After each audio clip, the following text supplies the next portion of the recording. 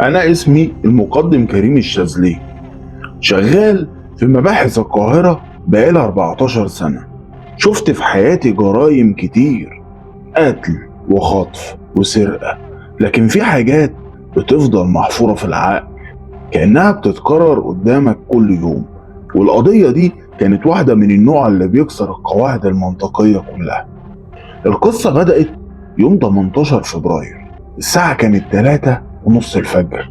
تليفوني رن وصوت أمين الشرطة في النجدة كان باين عليه الارتباك، كان باين بوضوح. ولقيته بيقول لي: يا باشا، في بلاغ غريب في منطقة حارة البركة في حي رود الفرج.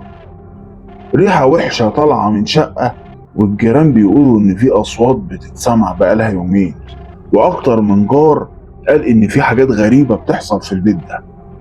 المنطقة دي أنا أعرفها، قديمة، شوارعها ضيقة، ولياليها له طابع كئيب. لكن أكتر حاجة تلفت النظر إن أهلها متدينين، ومع ذلك فيها ناس بتلعب في موضوع السحر والأعمال من زمان. ركبت العربية ونزلت، والجو كان برد والشارع داكن لدرجة إنك تحس إنها منطقة خارج من الزمن. أول ما قربت من الحارة شميت الريحة، ريحة نفاذة، خليط بين عفن ورطوبة وحاجة شبه لحمة بايظة. لما وصلت باب الشقة كان واقف حوالي 10 من الجيران، كلهم مضروبين بالخوف وبالهلع. واحدة ست كبيرة لقيتها بتقول لي: يا باشا، والله العظيم البيت ده ملعون، من يوم ما الراجل ده سكن وهو بيعمل حاجات مش طبيعية. كنا بنسمع دق وزغاريط وأصوات مخيفة، واحنا ما كناش بنشوف حد داخل ولا حد خارج. سألتها وقلت لها: اسمه ايه يا حاج؟ قالت لي: اسمه محمود الجزار يا باشا، بس كان الناس بتسميه محمود الساحر. ساعتها انا قلبي اتقبض، الاسم انا سامعه قبل كده، كان متسجل عندنا في شغل قديم بتاع نصب بالاعمال والسحر، لكن اختفى من سنين. اول حاجه واول رد فعل ليا كسرت الباب، واول حاجه خبطتني في وشي وهي الريحه، وبعدها المشهد اللي هيفضل مرسوم على جدران دماغي لحد ما اموت. الشقه كانت ضلمه، مفيش نور غير من نور كشافاتنا انا والفرقه، لكن كل حيطه كل زاويه كانت مرسوم عليها رموز غريبه بحبر اسود، وفي بعض الاماكن بالدم. دخلت اوضه النوم ولقيت الجثه كانت راقده على السرير، بس مش راقده عادي، جسمه كان ملفوف متكور على بعض كانه جنين، كانه اتلوى من الم فرط، طاقه في البشر، اي حاجه. ايده كانت متخشبه ومفتوحه على الاخر، وعينه كانت مفتوحه جامد لدرجه حسيت ان لسه بيبص عليا. بس الاغرب ان ما كانش فيه اي اثار دم ولا خنق ولا طعن ولا حتى علامات كهرباء. الجثه ماتت بطريقه مش طبيعيه، كانه روحه اتسحبت منه بالعافيه. وانا بفحص المكان لمحت حاجه تحت السرير، سحبتها، لقيت صندوق خشب قديم عليه نفس الرموز اللي على الحيطان والجدران. فتحته ولقيت جواه ورقة مكتوب فيها أسماء الجيران على شكل قائمة كده، وصور متعلقة على خيوط وتراب، بس كل حاجة مكتوب جنبها ورقة لازقة فيها بتبين إيه هي كمواصفات يعني. لقيت ورقة مكتوب فيها أسماء الجيران، ولقيت ورقة صورة كده متعلق على فيها خيوط، ولقيت شوية تراب مكتوب في الورقة بتاعتهم تراب مقابر، وجزء من فك قطة، وكتاب صغير متغطي بجلد اسود مكتوب عليه: فتح ابواب ما يجب الا تفتح. وقتها فهمت ان الراجل كان بيعمل اعمال كبيرة، مش شغل دجل عادي. الفرقة بدأت تصور المكان وتعاين، لكن في اللحظة دي حصل اول حاجة خلتني اشك ان في قوة تانية كانت موجودة معانا في الشقة.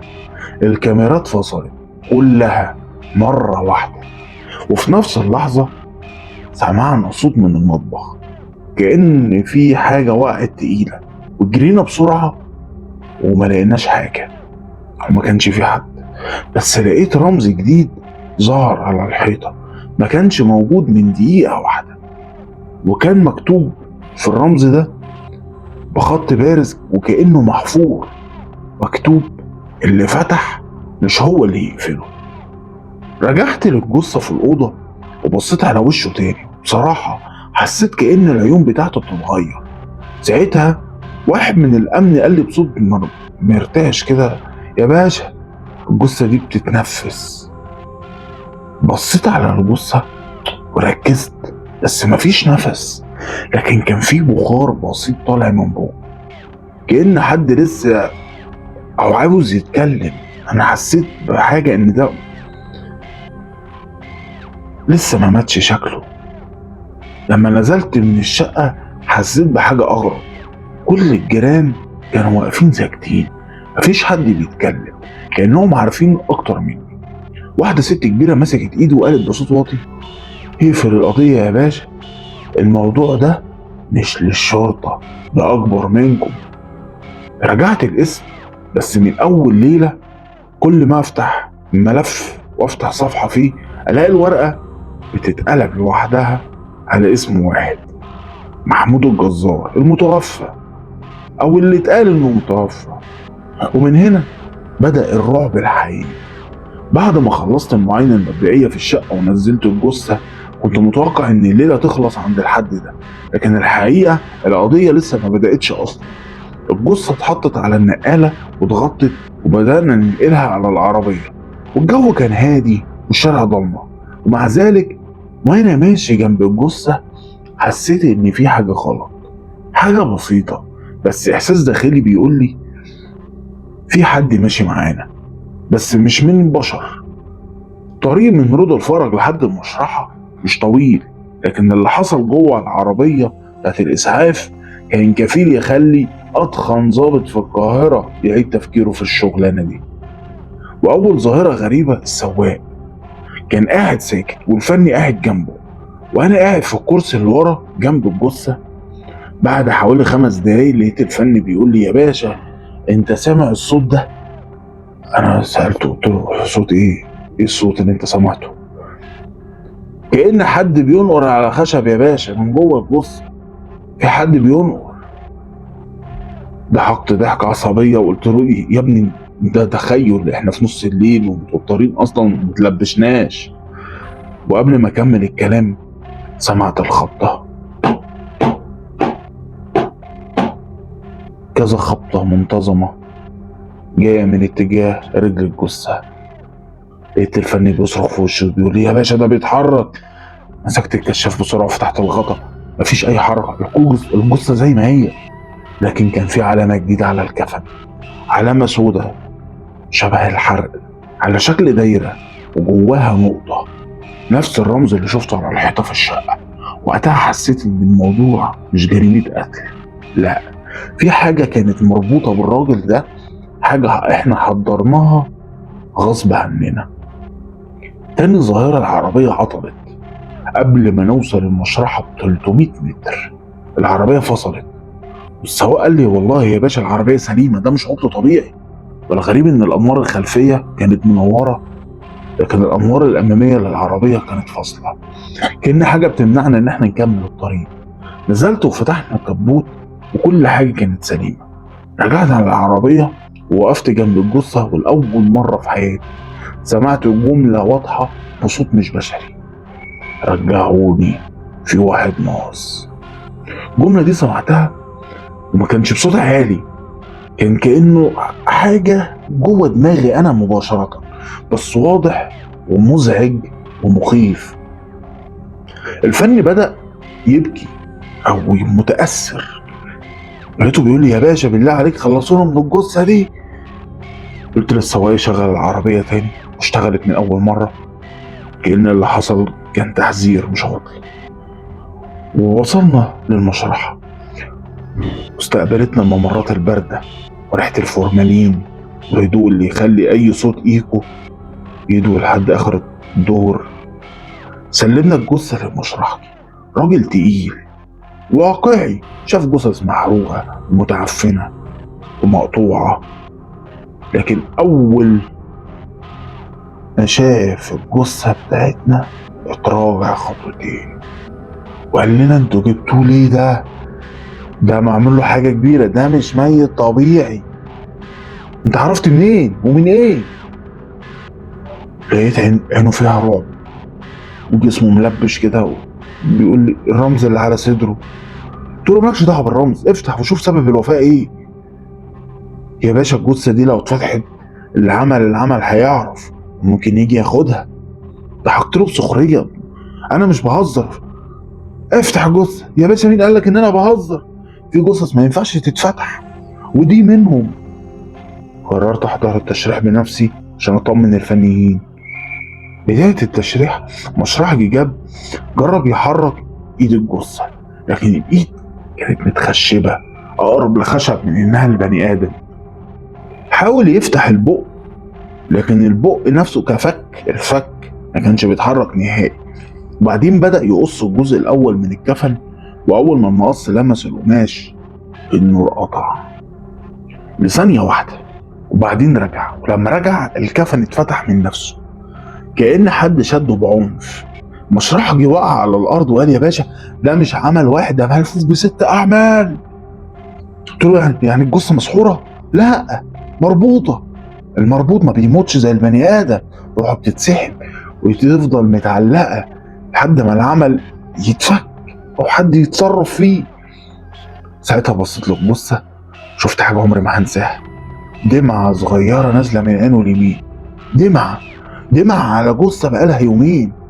ولسه هتكلم سمعنا صوت حاجة بتتزق بره، كأن حد بيجر سلاسل داخل الممر. جريت على الباب، لكن الممر كان فاضي الا من ظل طويل واقف في اخره، وبعدين اختفى كأنه دخان. رجعت لجوه، لقيت علامة جديدة ظهرت على دراع الجثة، نفس العلامة اللي كانت على الكفن لكن أكبر وأوضح. دايرة جواها نقطة وتحتها خط. المشرحي قال يا باشا ده رمز الناقص، معناه إن واحد تاني هيموت. الرسمة دي عدت عليا قبل كده بس ما فتحناش الجثة. بفكرك يا باشا احنا مش ما ينفعش نفتح الجثة. واللي مات كان أول واحد بس في الدور. بعد اللي حصل في المشرحة بقيت متأكد إن الجريمة دي مش مجرد جريمة قتل، دي كانت دعوة أو بداية طقس اتنفذ بالفعل والباقي لسه. القانون كان بيقول إن التحقيق لازم يكمل علميا، لكن ضميري كان بيقول إن اللي داخل عليه أكبر من أي مادة في أي قانون من العقوبات اللي في الدنيا كلها. بعد حوالي نص ساعة من التشريح الأولي مشرحجي نادى عليا وقال لي يا باشا في حاجة غريبة ظهرت في جيب الجثة. استغربت، أنا شفت الجثة وفتشتها كويس ما كانش فيها حاجة، مفيش أي جيب أصلا في الهدوم اللي لقيناها بيها. قلت له إزاي يعني؟ مش عارف والله يا باشا، بس ده كان ملزوق على جنب الجثة كأنه طالع من تحت الجلد. ناولني هو دفتر صغير جلد قديم لونه محروق والورق أصفر متاكل من الأطراف، مكتوب عليه بالخط الصغير دفتر الظلال، سجل من دخلوا الدائرة. فتحت أول صفحة ولقيت فيها أسماء ل12 شخص، تحت كل اسم مكتوب تاريخ ووقت وكلمة واحدة. الكلمة اللي مكتوبة كلمة صاحب. اسم المتوفي محمود الجزار كان رقم 3 في القائمة. الغريب إن آخر اسم فيهم كان شخص عايش ومقيم في نفس الحارة، منصور الخولي. والأغرب إن تاريخه ما جاش لسه، مكتوب تحته لم يحن وقته بعد. ساعتها قلبي وقع، ده مش مجرد دفتر، ده قائمة، ولا كأنها قائمة اغتيالات، قائمة موت. مين مات ومين هيموت ومين لسه حي ومين دوره جه ومين دوره لسه مجاش. رجعت للحارة الصبح، الشمس كانت طالعة، لكن الحارة نفسها كان عليها ضباب خفيف كأن في غبار رمادي ملوش تفسير. الجيران أول ما شافوني سكتوا، كأن وجودي بيفكرهم بحاجة هم عارفينها ومخبيينها. واحد من الرجالة، راجل كبير فوق 70 سنة يعني، صح فيا ولقيته بيقول لي ارجع يا باشا، الحارة دي ليها أهلها ومش كل حاجة البوليس يعرفها. انت اسمك ايه؟ أنا الحاج طه يا باشا، كبير الحارة. تعرف محمود الجزار؟ نعرفه ونعرف اللي قبله ونعرف اللي بعده. الناس اللي بتموت دي محدش منهم مظلوم، كل واحد فيهم فتح باب ما كانش ينفع يتقفل. مسكته انا من دراعه. مين اللي فتح؟ ومين اللي بيموت؟ مين؟ بص لي بطريقه مرعبه ولقيته بيقول لي احنا ما نقلناش يا باشا حاجه، احنا بس بنستقبل اللي بيتاخد وخلاص. استقبل مين اللي بيتاخد؟ قبل ما اكمل كلام سمعت صوت ضحكه. ايوه، صوت ضحكه ست، ضحكه واطيه جايه من جنب الجامع.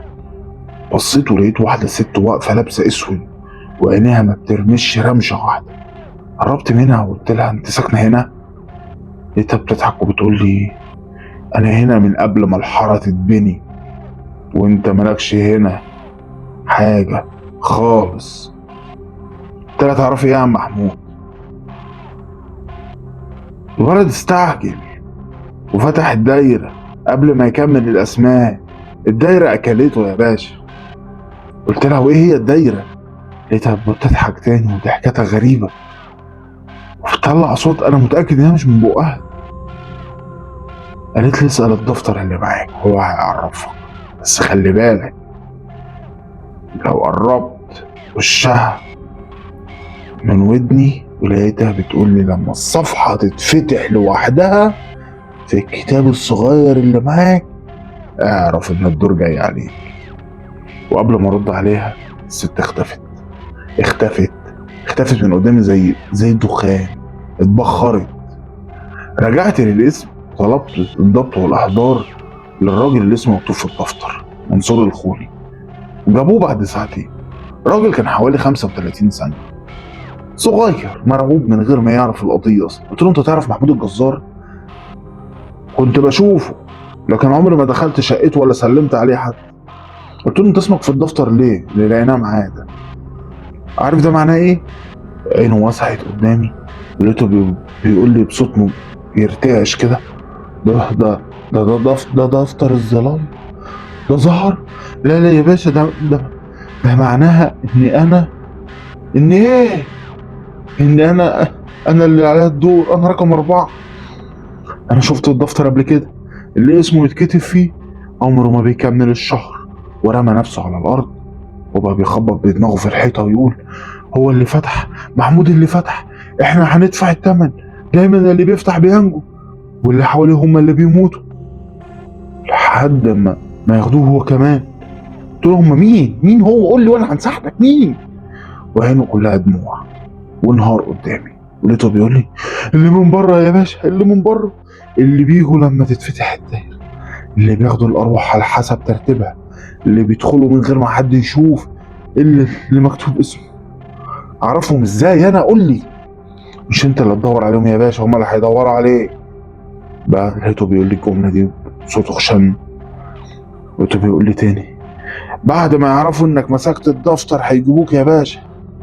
ساعتها اقسم بالله الدفتر اللي كنت سايبه على الترابيزه اتفتح لوحده والورقه اتقلبت على الصفحه الفاضيه. بعدين بخط واضح الصفحه كتبت كلمه واحده، الكلمه اللي كانت مكتوبه المحقق. والقلم اتحرك تاني ورسم خط تحتها هو الدور جه. هي الست كلامها صح. انا ساعتها سكت وهديت وقلبي كان بيدق اسرع من اي مره في حياتي. من يومها الدفتر بقى بيتفتح لوحده كل يوم الفجر، والصفحه الفاضيه بتزيد عليها حاجه صغيره كل مره تزيد خط، مره تزيد نقطه، مره تزيد حرف، كانه بيكتب اسمي او بيستدعيني. بعد ما الدفتر اتحرك لوحده للمره التانيه بدات احس ان وجوده جنبي بقى غلط، مش بس لانه دليل لكن لانه كيان بحد ذاته، حاجه بتتنفس بتتحرك بترصد كل خطوه بعملها.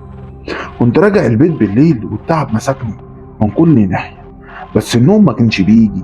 كل شويه افتح عيني الاقي الدفتر على الكومودينو فاتح صفحه جديده والهواء بيتحرك حواليه رغم ان الشباك مقفول. تاني يوم بدات اول خطوه رسميه في التحقيق، استدعاء لمنصور الخولي. منصور الخولي طلب يقعد في الحجز وقال لي انه حاسس انه هيموت لو خرج، ورغم ان عقلي بيقول انه سخيف، لأول مرة في شغلي أصدق قلبي. رحت له الصبح بدري، كان قاعد في الركن ووشه ابيض وعينه ثابته في السقف وبيتمتم بكلام مش مفهوم. لقيتني بقول له: يا منصور، انا محتاج تفاصيل عن محمود الجزار، ايه الحاجه اللي فتحها؟ من غير ما يبص لي لقيته بيقول لي: المسار. فتح المسار الرابع، مسار الدايره المكسره ودلوقتي الدور عليها. قلت له: يعني ايه مسار الرابع؟ يعني ايه الدور عليه؟ يا باشا، كل دايره ليها 12 مسار، كل مسار ليه ضحيه. لما المسار بيتفتح، حد من اللي اتكتبوا لازم يروح عشان المسار يرجع يقفل، ولو فضل مفتوح اللي عليه الدور بعديه هيروح. وسألته ساعتها: محمود مات ازاي؟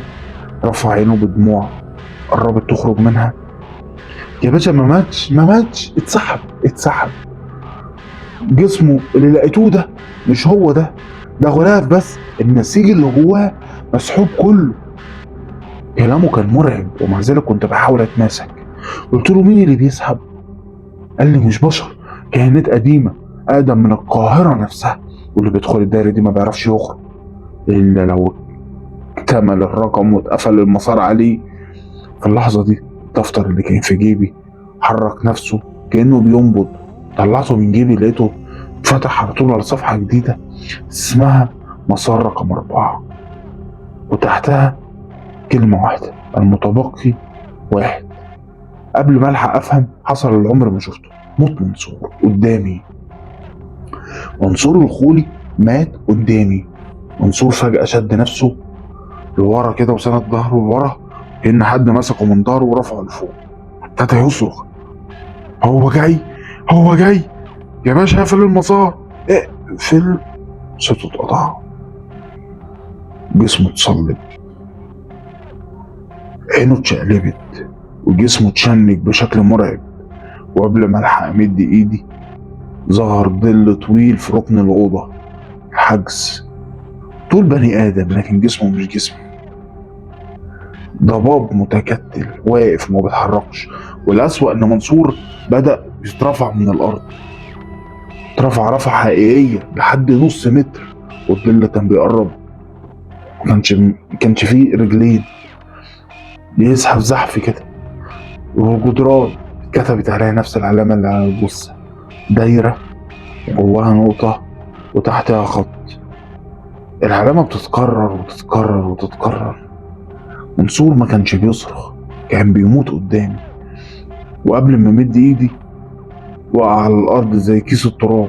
رحت اجري عليه اتاكد، مات. بس موته ما كانش طبيعي. جلده بقى لونه رمادي وعينه مفتوحة على اخرها وبقى متجمد على صرخة ما طلعتش منه. والاغرب كان جسمه فاضي من جوه، كأنه اتشفط، اتمسح او اتسحب. زي ما الرسالة اتقالت في الدفتر، كلمة سحب. رجعت ابص على الدفتر لقيت الصفحة كتبت المسار اكتمل، وبعدها اتكتب سطر جديد: المسار الخامس يبدأ الآن. وبعدها كلمة واحدة: المحقق. وبعدها حرف الكاف، الحرف الأول من اسمي. وقتها أنا اتأكدت إن الدور عليا. بلغت قياداتي إن منصور مات بأزمة قلبية. ما قدرتش أقول إن في كيان ضبابي سحبه، كانوا هيقفلوا عليا في مستشفى الأمراض العقلية.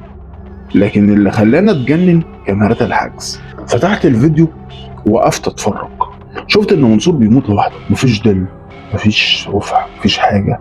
الكاميرا كانت بتسجل صوره عاديه، لكن اللي شفته بعيني كان مختلف تماما. والمصيبه الاكبر في اخر الفيديو ظهر على الحيطه ورا منصور رمز واحد كده واضح ودقيق بنفس الرسمه: دايره وجواها نقطه تحتها خط. والكاميرا فصلت. بعد موت منصور الخولي، بعد ما الكاميرات ما ورتش اي حاجه من اللي شفته، بدات احس اني داخل على مرحله مختلفه، مش مجرد تحقيق، ده اختبار. وانا خارج من القسم بالليل كان الجو تقيل. شارع القصر العيني دايما كان زحمه، لكن الليله دي مفيش عربيه واحده مره، كأن الدنيا اتفضت مخصوص عشاني. اول اشاره ان الدور عليا وانا رايح للعربيه حسيت ان في حد واقف ورايا. مش احساس، ده كان وجودي فعلا. حاجة تقيلة دافية، نفس على رقبتي. لفيت بسرعة، مفيش حد. لكن الأرض كان عليها نفس العلامة اللي ظهرت على الحيطان، دايرة وجواها نقطة تحتها خط مرسومة بتراب أسود. اتنفست بصعوبة وحطيت إيدي على الدفتر جوه جيبي. كان سخن قوي زي ما يكون بيولع. وأول ما فتحت باب العربية المراية اللي قدام اسودت، كأن حد جه عليها بخار قفل الرؤية منها تماما. وفجأة البخار اللي على المراية بيسود، نفس اللي شفته في الحدث.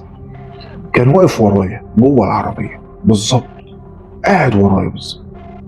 ده بابا عامل شكل بني آدم لكن من غير ملامح، ملوش عينين بس عارف يراقب، ملوش بق بس حاسس بيه بيتنفس.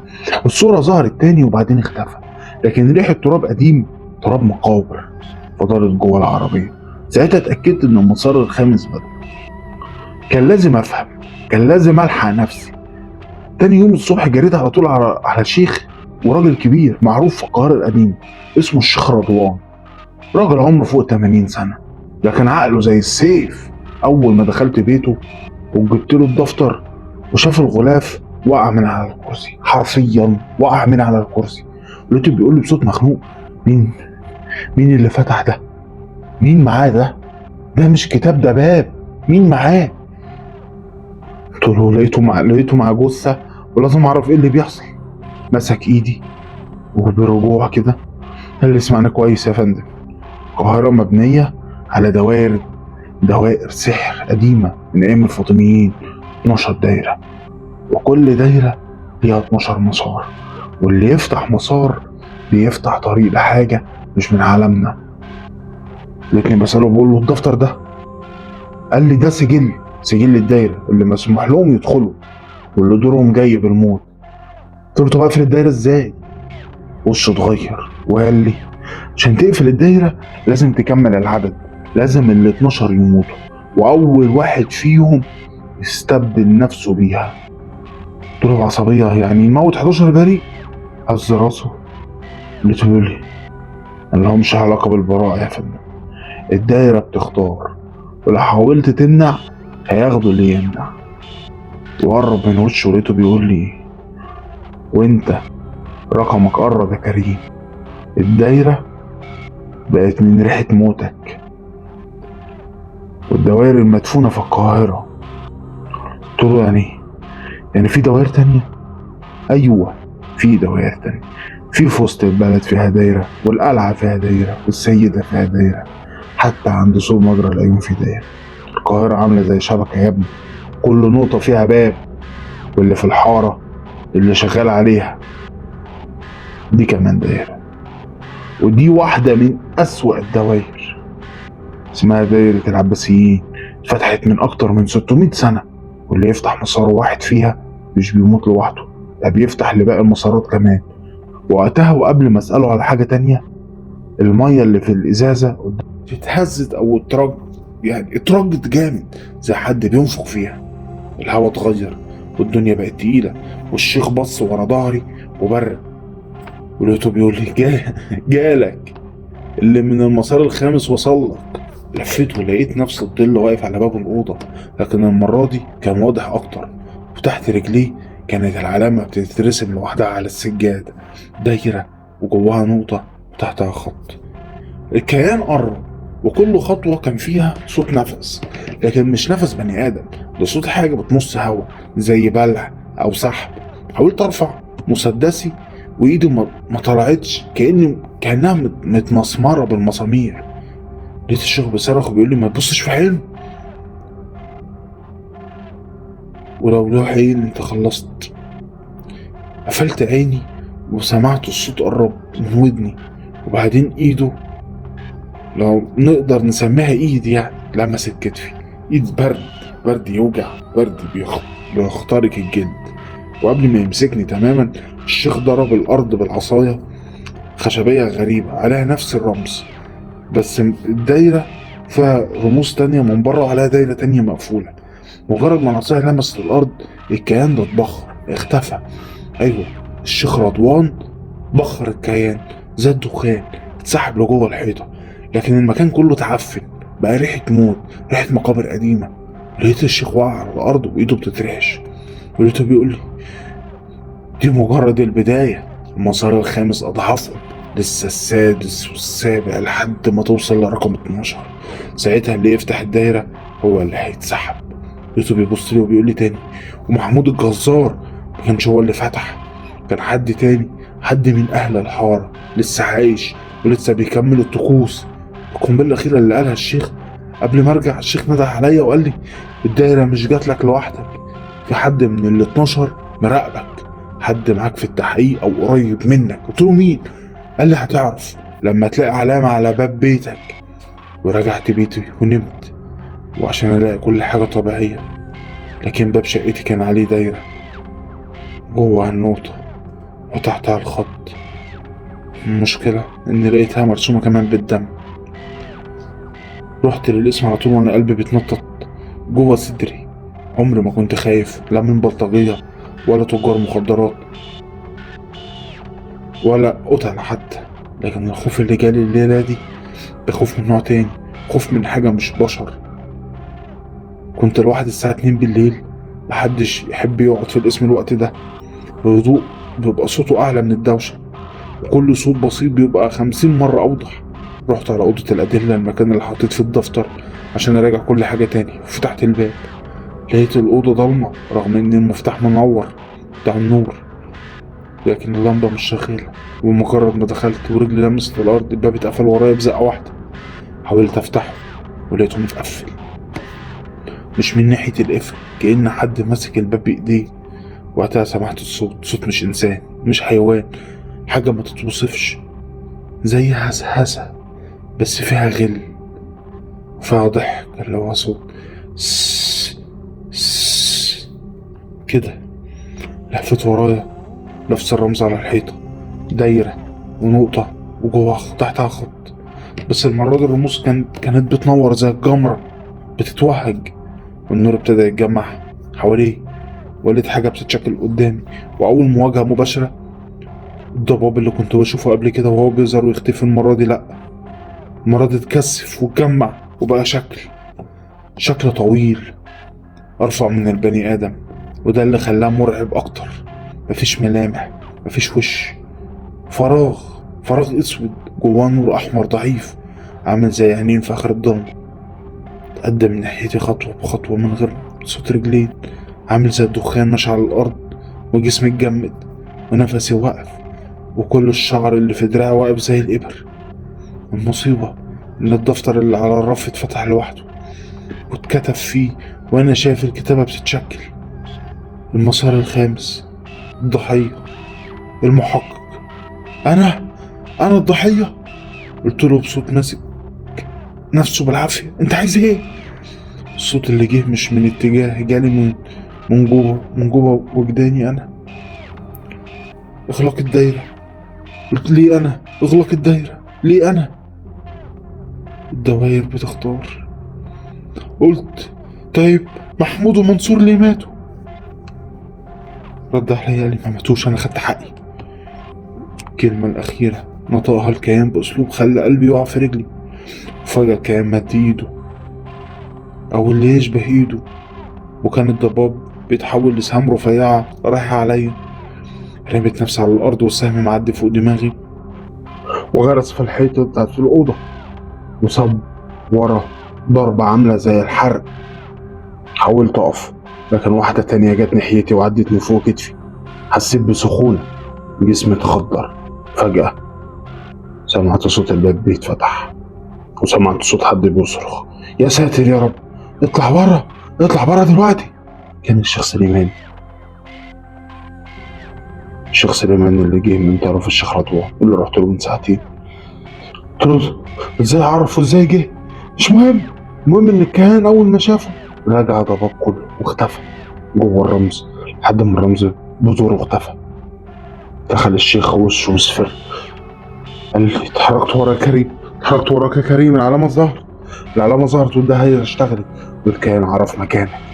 قلت له: انا ما تترعش، هو انا بقيت الضحية الخامسة؟ قال لي: لا، انت بقيت المفتاح.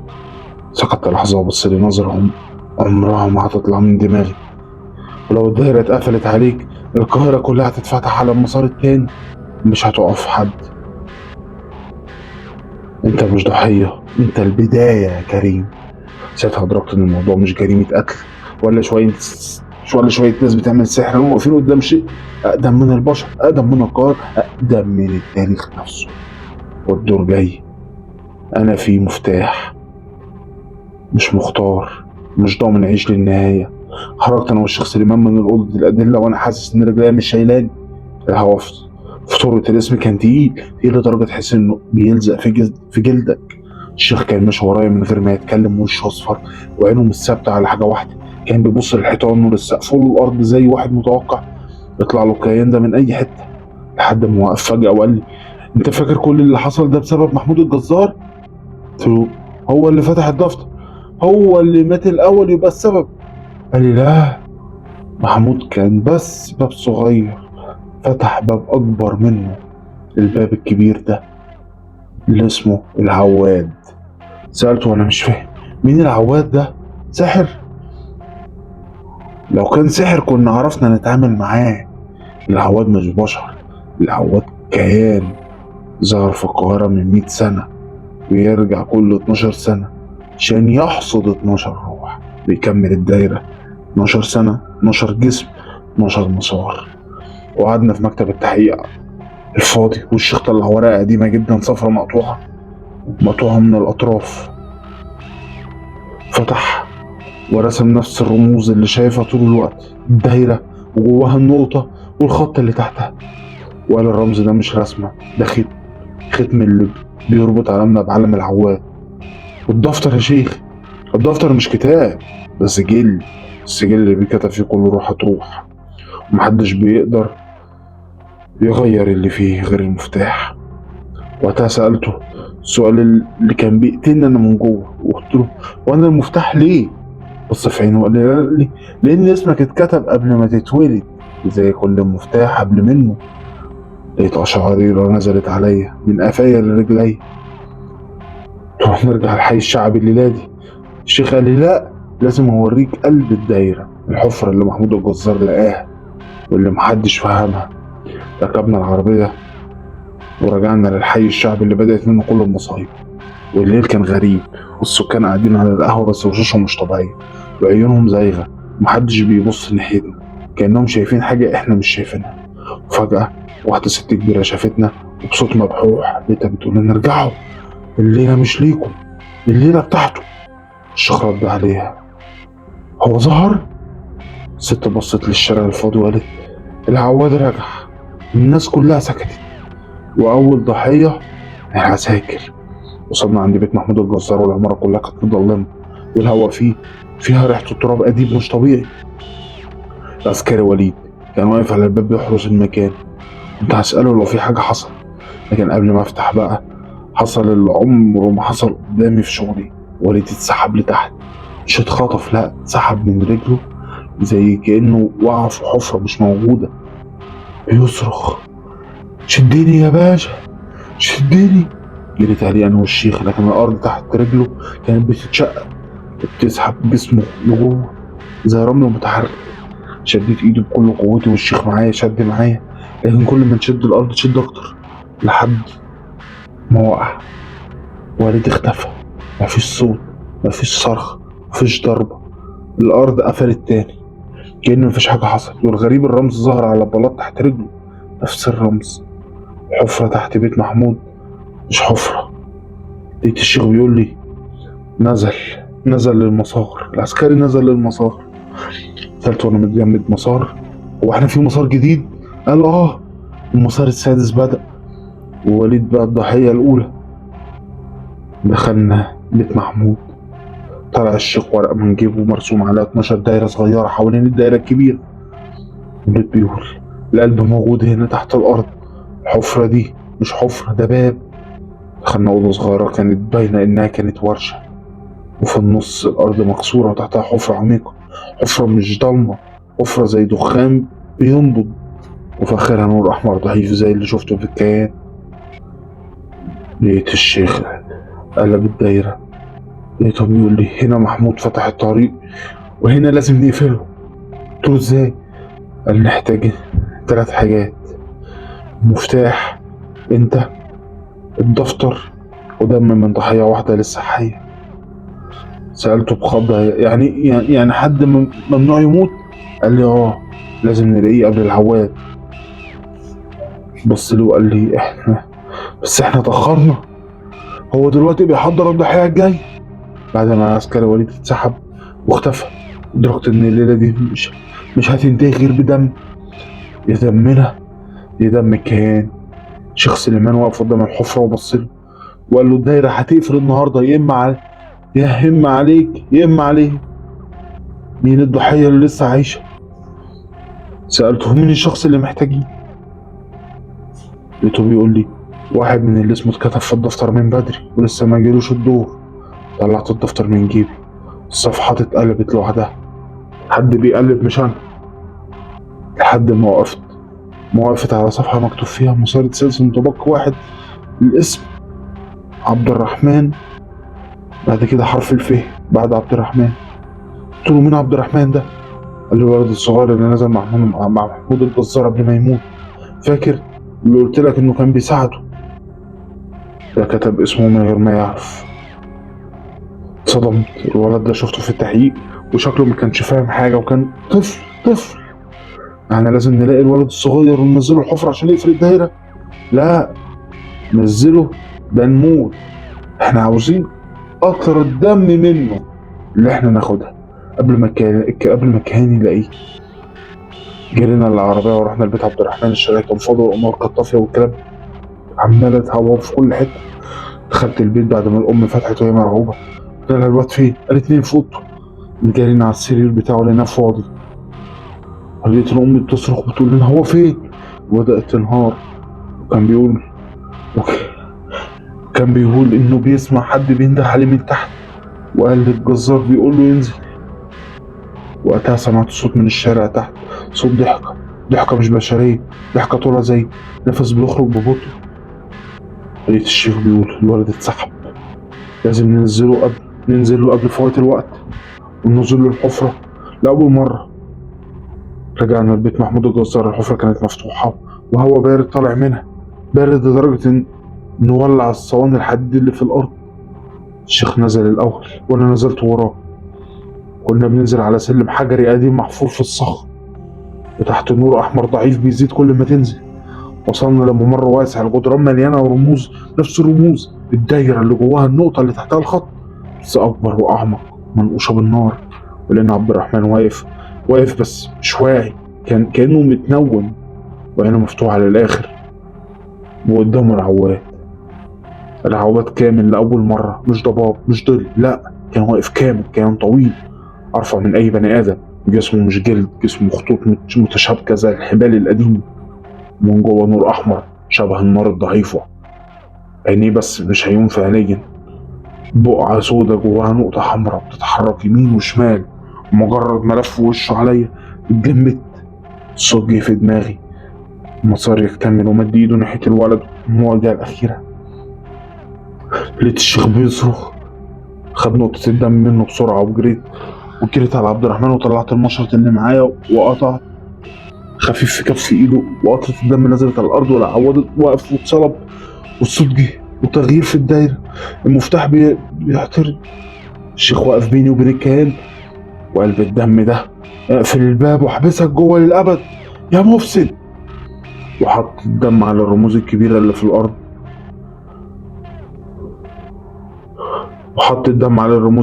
في الأرض، الرمز ولع نور أحمر ولف حوالينا دواير وابتدت الأرض تتهز.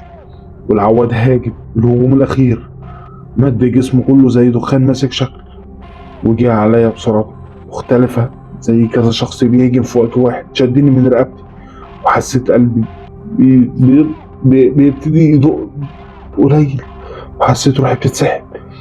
ولقيت الشيخ بيصرخ بينادي عليا يا كريم حط دمك مع دم الولد واقفل انت الدايرة، انت المفتاح. وفي اخر نفس وفي اخر ثانية فتحت كفي بالمشرط ونزلت الدم على الارض.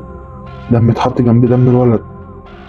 الرمز نور ابيض مش احمر. العواد اتجمد واتكسر زي تمثال فخار، وبعدين انفجر بقى عامل شبه الغبرة السوداء واختفى. الارض هديت والنور راح والصوت سكت. والدايرة اتقفلت والشيخ وقع على الأرض، لكن قلب صوت مبحوح. اتقفلت، خلصت وخلصنا. ساعتها قربت من الولد، لقيته بيتنفس.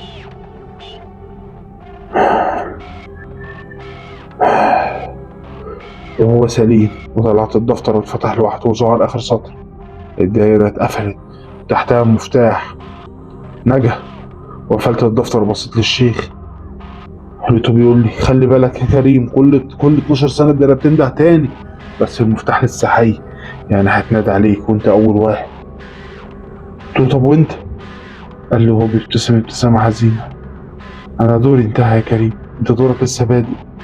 رجعت القسم، حطيت الدفتر في الخزنة وقفلته 3 قفال. لكن من يومها كل ما امشي لوحدي في الشارع بالليل اسمع نفس الهمسة، نفس الهمسة: يا مفتاح، يا مفتاح. واعرف انها الدايرة رغم انها اتقفلت ولسه بتتنفس، وسنة بعد سنة وسنة بعد سنة هترجع تدور.